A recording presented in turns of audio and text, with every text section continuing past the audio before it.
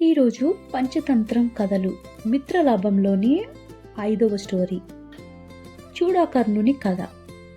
ఎలుక కాకితో కథలన్నీ చెప్పి, కావున నీతో స్నేహం చేయుట నిప్పును పట్టుకొని కాలింది అని బాధపడ్డట్లుంటుంది అనగానే అప్పుడు కాకి, ఆర్య, కాకి జాతిలో పుట్టినంత మాత్రాన నన్ను పాపాత్మునిగా భావించకు.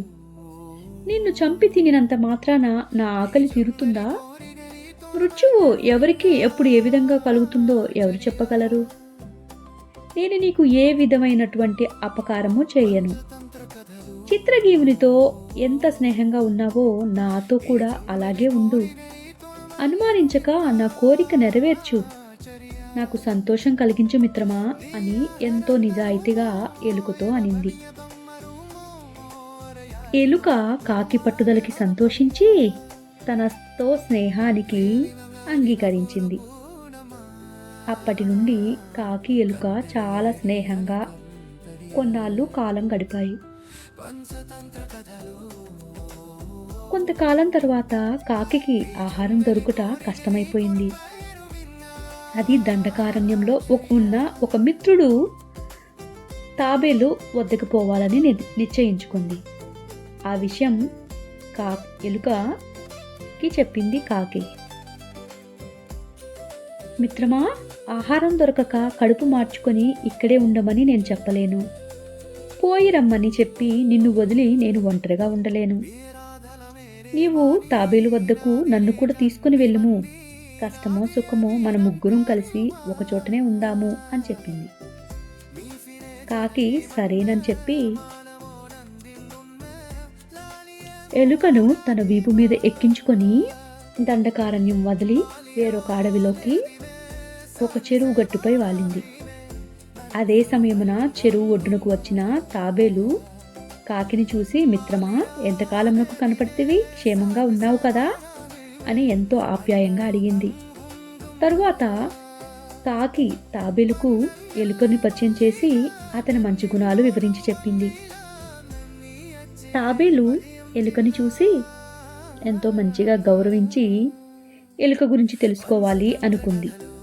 అతనితో, మిత్రమా, ఎలుకలు పల్లెల్లో పట్టణాల్లో నివసించుచుండగా నీవెందుకు అడవిలో ఉండటానికి ఇష్టపడుతున్నావు?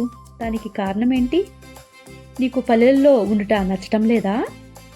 మొదటి నుండి అడవిలోనే నివసించుచున్నావా అని అడిగింది.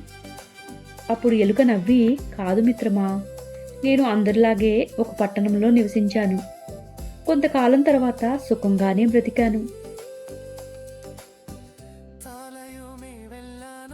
కానీ చివరకు సర్వం కోల్పోయి చావు తప్పి జనసంచారం లేని అడవికి వచ్చి జీవయాత్రని కొనసాగించుతున్నాను. నా కథ చెప్తాను విను అని ఈ విధంగా చెప్పసాగింది. ఒక పెద్ద నగరంలో కొంతమంది సన్యాసులు నివసిస్తూ ఉన్నారు. అదే ఊరిలో ఒక మఠంలో చూడాకర్ణుడు అనే సన్యాసి నివసిస్తున్నాడు. అతడొక చిలుక కొయ్యకు తాను తినగా మిగిలిన పదార్థాన్ని ఆ పాత్రలో తగిలించేవాడు. నేను అతని గదిలోనే నివసిస్తూ ఉండేదాన్ని. అతడు లేని సమయంలో నిద్రపోయే సమయం చూసి నేను ఆ పదార్థం తినటానికి వెళ్తూ ఉండేవాణ్ణి. అలా తినేటప్పుడు నా అజాగ్రత్త వలన పాత్ర మీద మూత తీసినప్పుడు చప్పుడయ్యేది. నిద్రపోతున్న చూడాకర్ణుడు అప్పుడప్పుడు లేచి నన్ను బెదిరించేవాడు. నేను భయపడి వెంటనే నా స్థావరానికి పరుగు తీసేదాన్ని. అలాగా ఆ బ్రాహ్మణుడు నా చర్యలకు విసిగిపోయి నా పీడను విదిలించుకోవాలని ఎన్నో ప్రయత్నాలు చేస్తుండేవాడు. ఇలా ఉండగా ఒకరోజు ఆ బ్రాహ్మణుడి స్నేహితుడు అక్కడికి వచ్చాడు. అతని పేరు వీణాకర్ణుడు.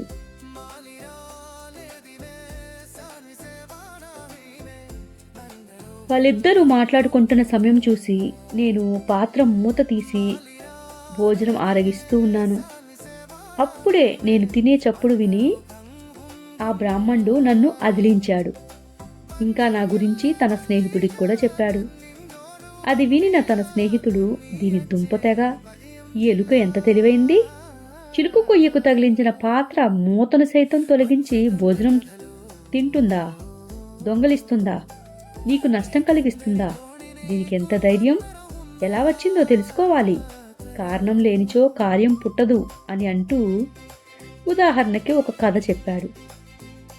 దీనిలో మీకు ముందుగానే చెప్పాను కదా, ఒక కథని లింక్ చేసుకొని ఇంకో కథ ఉంటుందని. అతను చెప్పిన కథని రేపు నేను చెప్తాను. సో ఈ కథలో చెప్పిన విధంగా ఈ ఎలుక రాకపోకల కారణం ఈ కన్నం కదా, దానిని తవ్వి చూస్తే సరిపోతుంది. అప్పుడు ఆ ఎలుకకు ఇక్కడ ఉండటానికి చోటు లేక స్థావరం కోసం ఎటో పారిపోతుంది. నీ జోలికి కూడా రావు అని చెప్పి పలుకు తెప్పించి కన్నమును తవ్వాడు. ఇక చేసేదేమి లేక నేను, నాతో పాటు ఉన్న మరో 4 ఎలుకలు కూడా ఎటు వాళ్ళు అటు పారిపోయాము. అప్పటి నుంచే అందరికీ ఇబ్బంది కలిగించడం ఎందుకని, అడవిలో అయితే ఎవరికీ ఏ బాధ లేకుండా హాయిగా బతకటం మంచిదని భావించి నేను ఈ అడవికి చేరాను. కొన్నాళ్లకు ప్రియమిత్రులు స్నేహం లభించింది. తరువాత నీ స్నేహం దొరికింది. ఇది నా చరిత్ర అని చెప్పగానే తాబేలు విని, మిత్రమా, నీవెంత కష్టపడి ఎన్నాళ్ళ నుండో కన్నంలో దాచుకున్న ధాన్యమంతా వృధా అయిపోయింది కదా. పేరాస ప్రాణాంతకానికి లోబి, సొమ్ము లోకుల పాలు అనే సామెతలు ఈ విషయంలో నిజమైనవి. దానం చేయుట గాని తాను అనుభవించుట గాని లేకుండా దాచి ఉంచిన ధనం నేలపాలు, దొంగల పాలు కావటం ఖాయం అని చెప్పింది. హాయ్ గైస్, ఈరోజు తాబేలు ఎలుక తన గతం గురించి తెలుసుకొని చూడాకర్ణుడు వీణాకర్ణుడు అనే స్నేహితులు చెప్పుకున్న కథని ఏంటో రేపు తెలుసుకుందాము. ఈరోజు చెప్పిన తాబేలు ఎలుక గతం అనే కథని మీకు నచ్చింది అనుకుంటున్నాను. రేపటి కథ కోసం ఎదురు చూస్తూ ఉంటారు అనుకుంటున్నాను. నా ఛానల్ని సపోర్ట్ చేస్తున్న మీ అందరికీ స్పెషల్ థ్యాంక్స్. ఉంటాను. బాయ్.